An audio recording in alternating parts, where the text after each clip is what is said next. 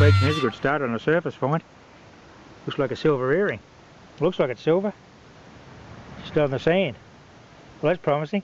Didn't even need a metal detector to find that one. Well, g'day everyone, it's Warren from NQ Explorers.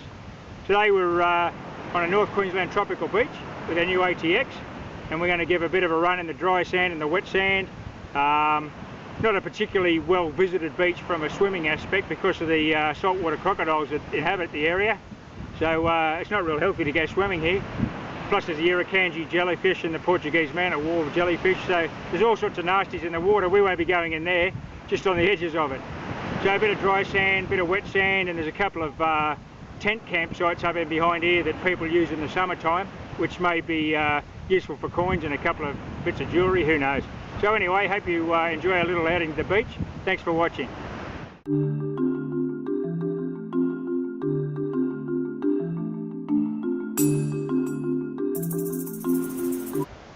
Okay, she's all unpacked and ready to go, the ATX.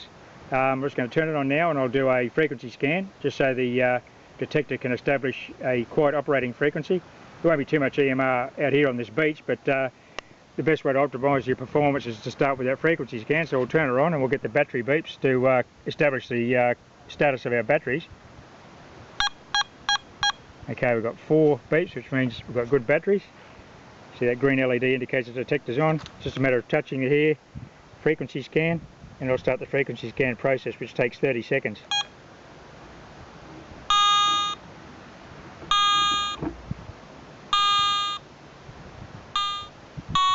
You'll hear the audio start to increase in tone, and that's when it's nearing the end of its scan process.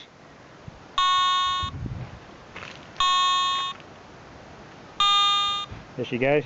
And we'll get the beeps to indicate that it's got a quiet operating frequency and we're away.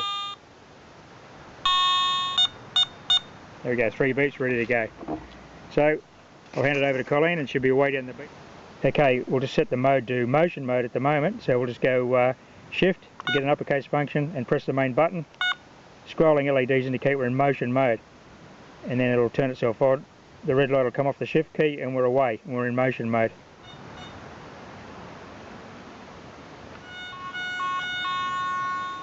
Okay, target's out of the hole. You can see here, looks like it's a coin. ATX has got its first beach coin, and it's a $2 coin. You beauty, we're already $2 better off. On we go. Okay, we've got a good solid target here. You can see the signal strength of the target's indicated with a number of LEDs showing, and it's very easy to pinpoint based on the way those LEDs operate to their peak point and the centre of this coil. So down in there.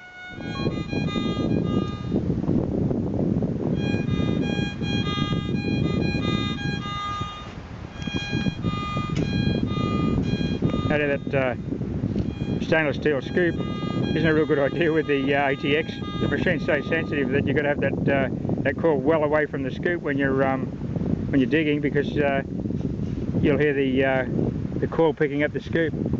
This is a nice strong signal anyway, this one. Looks like she's out of the hole. Oh, very close to the coil. And it's $1. That's one of the commemorative edition dollars. That's a nice one.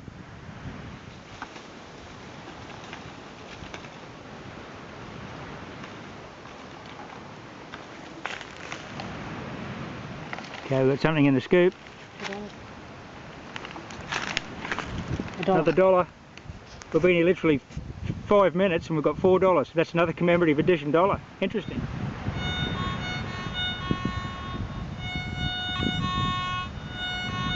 Okay, this one's out of the hole.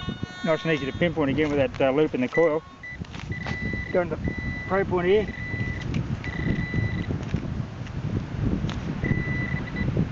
Oh, it's a sinker.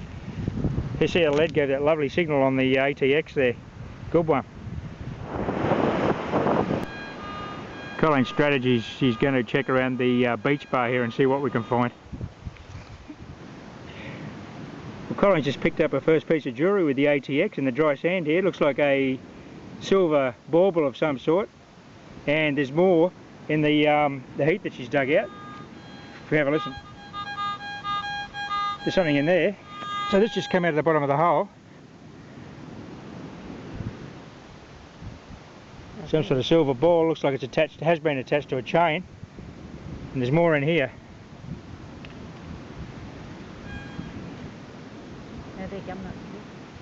Go on, swing it again.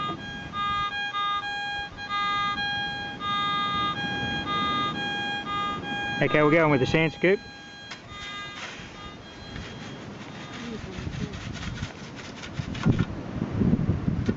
And what do we got here? Okay, here's what was in that little sand heap. Some kind of earring.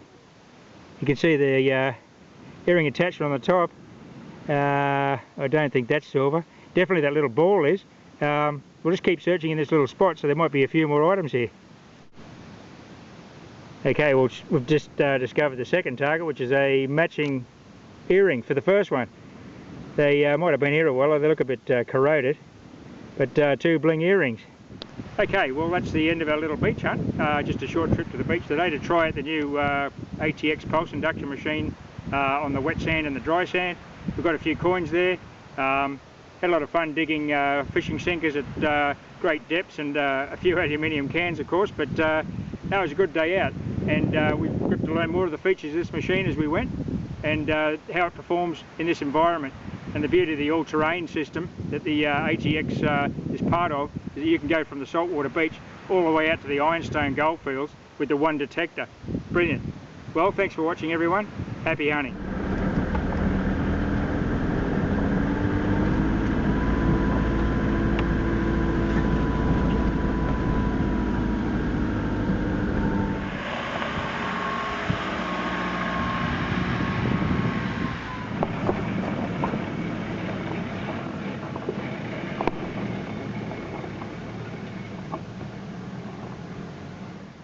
G'day everyone, it's Warren from NQ Explorers on our first goldfields trip with the brand new ATX pulse induction metal detector.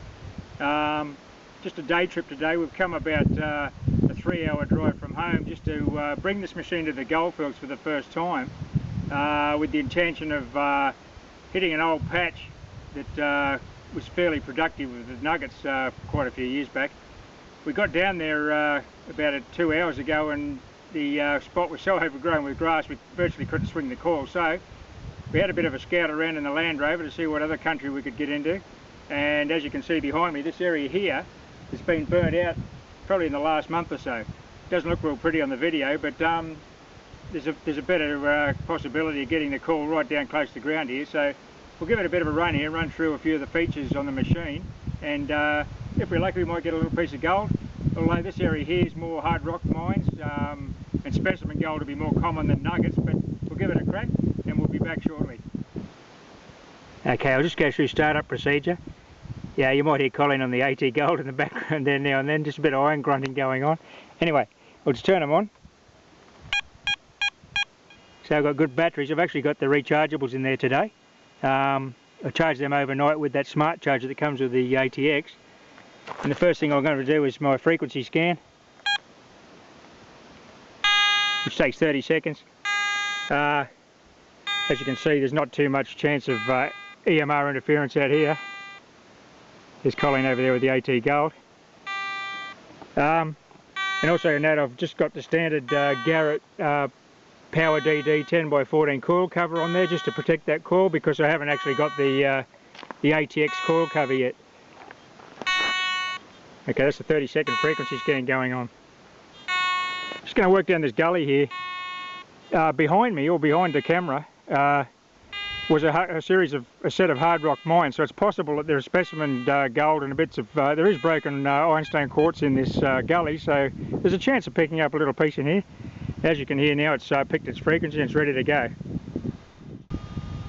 I haven't got any headphones on today, so you can hear the audio responses, so I'll just set the threshold at 10 there, and the volume, I'll set that at 10 too.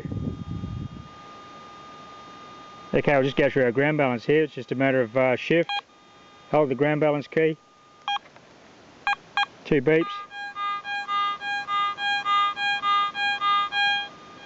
There you go, she just, lovely spot there which just goes nice and sweet on the ground balance and your ground balance. So off we go. I always like to check my ground track settings too before I start. You can always do the factory reset, which will set it back to off, but it's just a matter of shift. And then you can see that one LED is lit, so that's off. If I wanted to set some tracking, because there's a bit of a variability in the mineralisation on the ground I'm hunting in, just a matter of shift, and then that's slow, medium, fast, and then back to off. And also note that the ground balance feature on the ATX is independent of the tracking settings, so you can ground balance in either off or any of the 3 tracking speeds, and once you finish your ground balance procedure, the machine will just resume back to the settings you had it on for your tracking. Okay, I've got a nice little target here. It was on top of a ridge line, so it could be old timers crash, but I got it out of the hole. It was only a shallow target. I could hear that from the top because I was getting 4 signals that went across the 4 windings of the coil. That's the high-low, so it's low conductivity. I'll iron check it. Just a faint signal now, but no grunting. You get that iron grunt when you have the iron signal. So it's in there somewhere. And we'll see what comes out of here. Probably a whole bit of old timers rubbish, or it could be a brass button or something. And we got it there.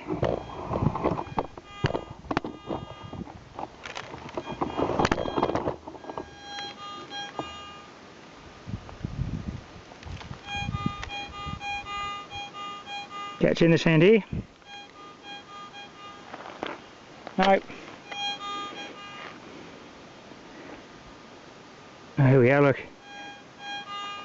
Piece of old thin copper wire. Nice signal though.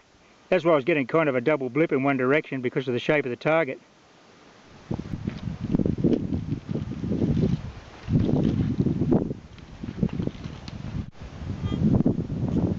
I'm sort of following this run of quartz up the hill. It's fairly barren looking quartz though. There's only pieces here and there. Some more up in here, up amongst these rocks. This one doesn't look too bad. A little bit of mineralisation in that one. I'm just continuing up this ridge line. There are, like I said, there's hard rock mines up in there further, so there's a possibility of some specimens up on this little ridge. Bit of old timers rubbish here. It's a piece of iron matchbox. I'll just show you the target response. It's only a surface target, obviously. Now I iron check it. Just a matter of holding the iron check button, 2 beeps, hold the button down. You can hear the iron grunting. I just run through that mode check again. It's a shift function, so I go shift, press the main centre button. You can see the scrolling LEDs indicate I'm in motion mode. What I'm going to do now is go to non-motion mode, which I've been using all day in this prospecting scenario. I'd prefer to use that in this ground, which is reasonably quiet. There are some hot spots and there's hot rocks, but non-motion modes will give me more depth and sensitivity, so I'm just going to do that again. I'll go to, now I'm in non-motion mode. You can see those steady LEDs, so it will detect in non-motion mode. And if I get any drift on the threshold, I'll just hit this retune button here, like that. Oh well, I'm off for a cold drink. Happy hunting, everyone.